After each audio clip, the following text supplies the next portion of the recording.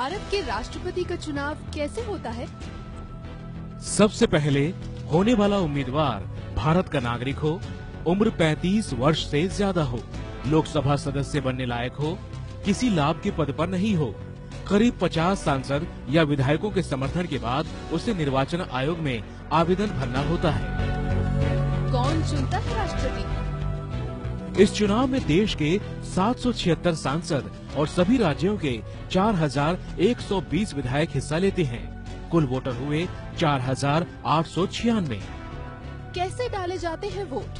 राष्ट्रपति का ये चुनाव वोटों की संख्या पर नहीं बल्कि वोटों के मूल्यांकन पर आधारित है। विधायकों के वोट मूल्यांकन के लिए किसी राज्य की जनसंख्या से उसी राज्य के कुल विधायकों की संख्या को भाग कर दिया जाता है। जो संख्या आती है उसे फिर से 1000 से भाग कर देने पर एक विधायक का वोट मूल्य निकलता है।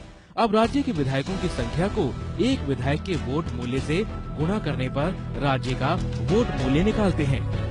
इसी तरह देश के सभी राज्यों का वोट मूल्यांकन निकालते हैं, जो कि अभी 5,49,495 है।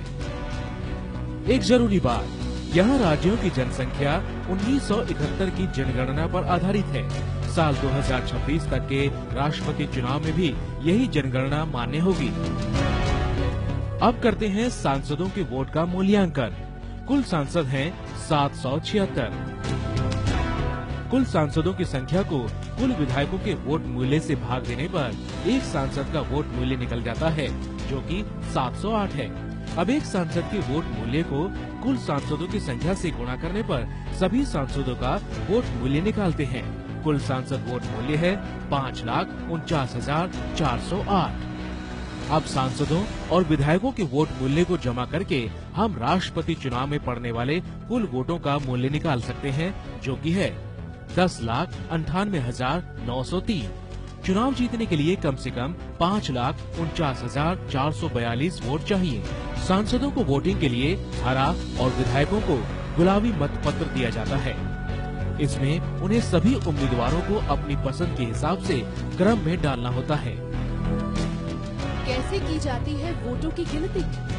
मान लीजिए A, B और C राष्ट्रपति पद के उम्मीदवार हैं, तो वोटर उन्हें पहली, दूसरी और तीसरी पसंद के क्रम से चुनेंगे। इस तरह B को 40% वोटों के साथ पहली पसंद और A को 35% वोटों के साथ दूसरी पसंद, C को 25% के साथ तीसरी पसंद चुना गया।